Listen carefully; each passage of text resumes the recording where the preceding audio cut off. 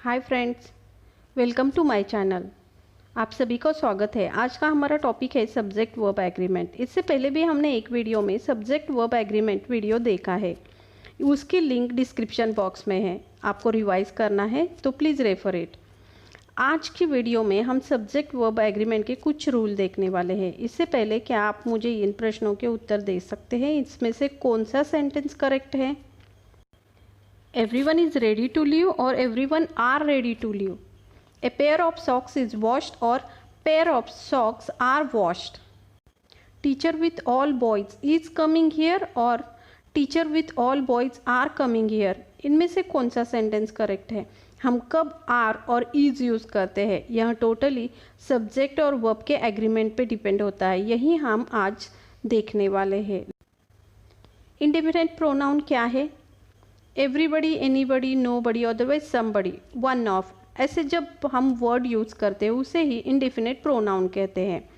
This indefinite pronoun usually used singular verb, यह हमेशा singular verb ही लेते हैं।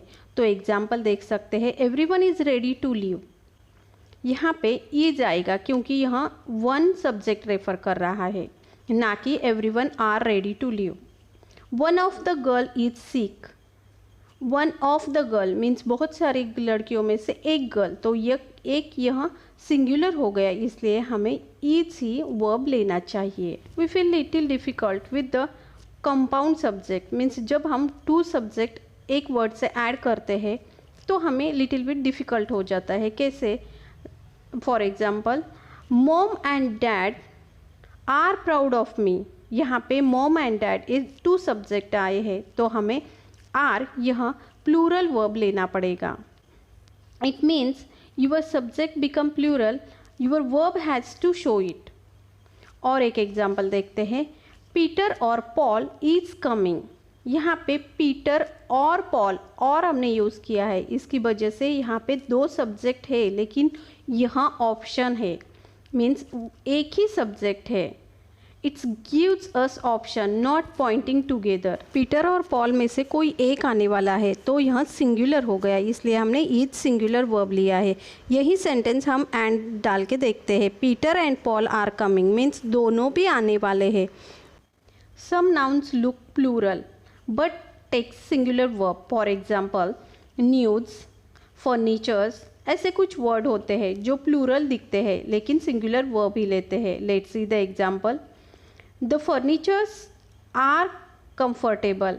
ऐसे नहीं आएगा, ऐसा आना चाहिए, the furniture is comfortable. The news is interesting. यह कुछ एग्जाम्पल है।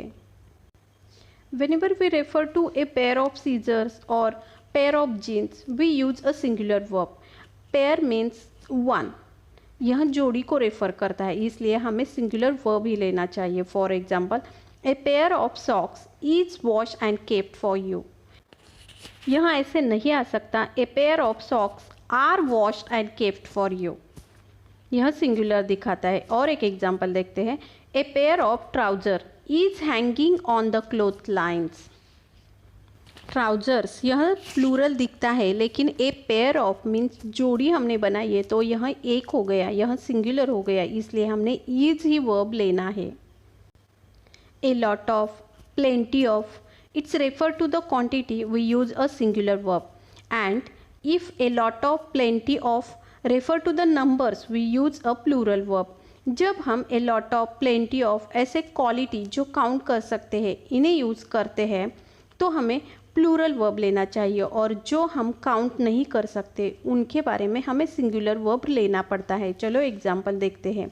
For example, A lot of milk has turn सोर। यहाँ पे a lot of milk particular counting हम नहीं कर सकते, तो यहाँ पे सिंगुलर वर्ब हैज़ आया है। A plenty of water was washed. यहाँ पे फिक्स वाटर नहीं है, बकेट ऑफ वाटर ऐसा कुछ नहीं है, इसलिए हमें सिंगुलर वर्ब ही वॉज लेना है। यह क्वांटिटी बताता है। और नंबर का और एक एग्जाम्पल देखते हैं, a lot of childrens are attending the function. यहाँ पे a lot of children, you can count 30, 40 like that to the children, so we are using here plural verb are. Whenever a sentence begin with there, the verb must be agree with the real subject that follows it. Means जब भी हम कोई sentence देर से बनाते हैं तो हमें real subject देख के उसके अनुसार वर्ब लेना पड़ता है। For example, there is a butterfly near the window. यहाँ पे देयर पॉइंटिंग वर्ड है, लेकिन रियल सब्जेक्ट बटरफ्लाई है। बटरफ्लाई यहाँ सिंगुलर है, तो हमने इज यहाँ सिंगुलर वर्ब लिया है। चलो और एक एग्जाम्पल देखते हैं। There dash pine trees in the forest. क्या आप बता सकते हैं कौन सा वर्ब आना चाहिए? पाइन ट्रीज, यह प्लूरल है बराबर, तो यहाँ पे आर वर्ब आना चाहिए। तो सेंटेंस हो जाएगा there are pine trees in the forest. When the subject consists of two pronoun or noun and it joined with as well as or with, the verb must be agree with the first one of. Means जब भी हम कोई sentence बनाते हैं और उस वाक्य में दो नाउन और प्रोनाउन आए और उसे एज वेल एज और विथ से जोड़ा जाए, तो हमें फर्स्ट जो सब्जेक्ट आता है उसके हिसाब से ही वर्ब लेना पड़ता है। चलो एग्जाम्पल देखते हैं। The teacher with all boys is coming here. यहाँ पे विथ बॉयज़ यह ज्वाइनिंग वर्ड्स हमने यूज़ किया है, इसकी वजह से हमें लगता है कि the teacher and all the boys यहाँ टू सब्जेक्ट है, लेकिन एक्चुअल में द टीचर को हमें रेफ़र करना है जो फर्स्ट वन है। टीचर यहाँ सिंगुलर है, इसलिए हमने इज़ यहाँ भी सिंगुलर वर्ब लिया है। The teacher with all boys is coming here. Now let's see the one more example. The boys as well as the teacher are coming here. यहाँ पे boys यह सब्जेक्ट है, तो boys यहाँ प्लूरल है, इसलिए हमने यहाँ पे are यहाँ verb लिया है। If two nouns refer to the same person or things, a singular verb is used. जब भी हम एक व्यक्ति के बारे में बहुत सारी जानकारी देते हैं तो हमें सिंगुलर वर्ब ही लेना पड़ता है। जैसे कि for example, M.F. Hussain the artist and an eminent person is no more. यहाँ पे M.F. हुसैन एक्चुअल सब्जेक्ट है, the artist and eminent is an extra information, so we are using singular verb is. If the subject and verb are separated by the group of words, means phrase or clause, the verb must be agree with the subject. जब भी हम वाक्य बनाते वक्त जो phrase clause use करते हैं उसके बारे में की बजाय एक्चुअल में जो सब्जेक्ट है उसके हिसाब से हमें वर्ब लेना पड़ता है। For example, the boys in the blue uniforms are my classmate. यहाँ पे द बॉयज़ यह सब्जेक्ट है, ना कि इन ब्लू यूनिफॉर्म्स, यह उसके बारे में एक्स्ट्रा इन्फॉर्मेशन है, यह फ्रेज है। तो द बॉयज़ यह सब्जेक्ट होने के कारण, यहाँ प्लूरल होने के कारण हमने आर यहाँ वर्ब लिया है। तो सेंटेंस हो जाएगा the boys in the blue uniforms are my classmate. People, police, cattle are always in a plural form and take a plural verb. Police, people, cattles यह प्लूरल फॉर्म में हमेशा आते हैं, इसलिए यहाँ प्लूरल वर्ब ही लेते हैं। For example, the police are controlling the crowd. यहाँ पे आर ही आना चाहिए। The people are cheering the players. Collective nouns are considering as a singular and takes a singular verb. Collective noun जो समूहवाचक नाम होते हैं वह सिंगुलर रेफर किया जाता है, इसलिए सिंगुलर वर्ब ही लेते हैं।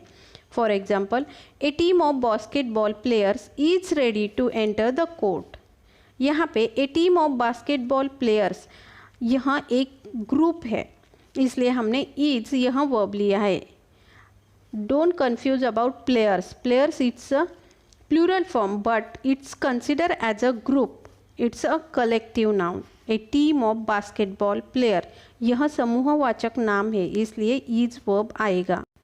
Thanks for watching. वीडियो अच्छा लगा तो प्लीज़ लाइक और सब्सक्राइब ज़रूर कीजिए। कोई कमेंट हो तो डिस्क्रिप्शन बॉक्स में लिखना मत भूलिए।